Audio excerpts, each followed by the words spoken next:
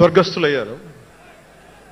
మా నాన్నకి మా అమ్మకి 2003లో చెప్పారు, అమ్మ నేను ఒకరోజు పాలిటిక్స్కి వెళ్తాను.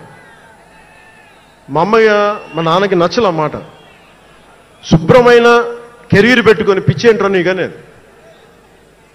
కానీ నేను చెప్పలేకపోయినా ఆ రోజున. నేను సినిమాలని దృష్టిలో పెట్టుకొని ఎదగలేదు, సమాజాన్ని దేశాన్ని దృష్టిలో పెట్టుకొని ఎదిగాను. సినిమా నాకు ఉపకరణం అయింది కానీ సినిమా నా జీవితం కాలం. చెప్పలేకపోయినా ఆ రోజున. నన్ను చాలామంది, మీరు అందరికీ నాకు గద్దరన్న ఎలా పరిచయం అనుకుంటున్నారు మీరు? రాజకీయాల ద్వారా కాదు. గద్దరన్న ఖుషీ సినిమా చూసి మా అన్నయ్య గారిని పట్టుకొని మా అన్నయ్య గారి దగ్గరికి వచ్చి, మా పెద్దన్నయ్య గారి దగ్గరికి వచ్చి, మీ తమ్ముడిని కలవాల్సిందే నేను. మా అన్నయ్య ఫోన్ చేశారు, అని నేను గద్దర్ గారు కలుస్తారంటాను. నాకు గద్దర్ గారంటే ఇష్టం చిన్నప్పటి నుంచి, మా నాగబాబు గారి దయ వల్ల. సరే కలిస్తే ఆయన ఎంత క్షుణ్ణంగా ఆయన పరిస్థితి చెప్పాడంటే, అది నువ్వు దేశం కోసం సమాజం కోసం ఆలోచించేవాడివి. నీ ఏ మేరా జహా అనే పాటలో నువ్వు భరతమాతని సంఖ్యలలో బంధించి పెట్టావు కదా, నీ భావం నాకు అర్థమైందిరా అన్నాడు. నువ్వంటే నాకు ఇష్టం రా తమ్మి అని చెప్పి ఆ రోజు నుంచి మాకు స్నేహం. అది నాకు అన్నా తమ్ముడు బంధమైందని ఆయన చనిపోయేలోపు.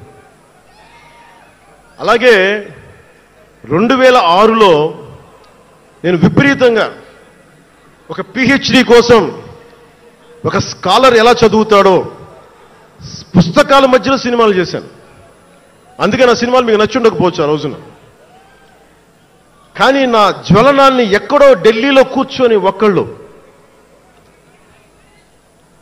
ఢిల్లీ యూనివర్సిటీలో పనిచేసే ఒక ప్రొఫెసర్, ప్రకాశం జిల్లాకు చెందిన వ్యక్తి, నాకు తెలియదు ఆయన ప్రకాశం జిల్లా వ్యక్తి. నా రోజున ఆయన వచ్చి మిమ్మల్ని కలవాలని చెప్పి ఒక నెల రోజులు నా వెంట పడితే ఆయన కలిశారు.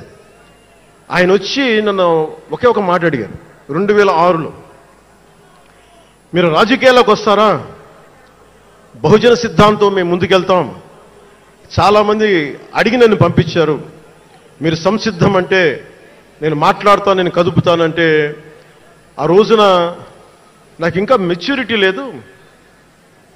ఒక కుటుంబాన్ని నడపడానికే చాలా శ్రమ పడాలి. ఒక కుటుంబాన్ని ఏకతాటిపైన తీసుకురావాలంటే నేను కష్టపడాలి. ఒక సినిమా చేయాలంటే నేను ఇంత కష్టపడాలి. ఇన్ని కోట్ల మందికి సంబంధించిన జీవితాన్ని ఒక భావంతో కట్టిపడేయాలంటే నాకు ఇంకా అంత మెచ్యూరిటీ లేదు. మెచ్యూరిటీ వచ్చిన రోజున మీకు తెలియజేస్తానని చెప్పాను. ఆ వ్యక్తి అప్పటి నుంచి ఇప్పటిదాకా అరుదుగా అప్పుడప్పుడు కలుస్తూ ఉంటాను.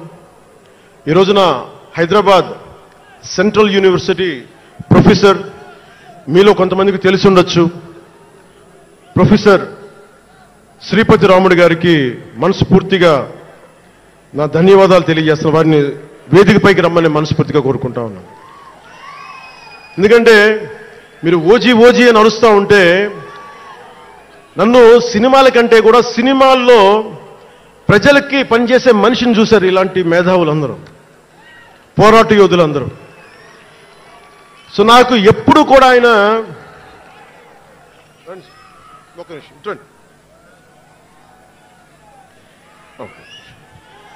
ప్రొఫెసర్ గారు మన జనసేన పార్టీ కాదు, ఆయన ప్రొఫెసరే. బహుజన సిద్ధాంతాల కోసం, అంబేద్కర్ ఆశయాల కోసం, అణగారిన వర్గాల కోసం నిలబడ్డ వ్యక్తి. ఆయన చాలామంది విద్యార్థుల్ని పిహెచ్డీలకి సిద్ధం చేసే వ్యక్తి.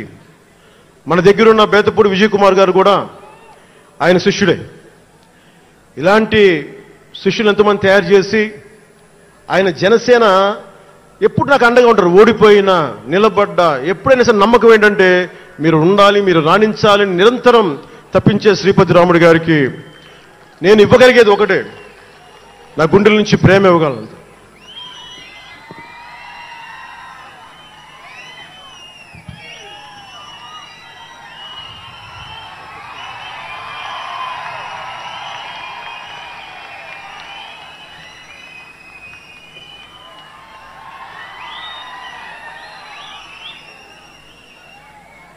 అంటే కృతజ్ఞత అనేది ఎంత అవసరం, గుర్తింపు ఎంత అవసరం అంటే, మనం ఏదో అయినప్పుడు కాదు, ఏవి అవ్వనప్పుడు మనం వెంట నిలబడాల్సింది. నేను థ్యాంకింగ్ నోట్స్ చెప్దాం అనుకున్నా. ఎవరికి చెప్పాలి? ముందుగా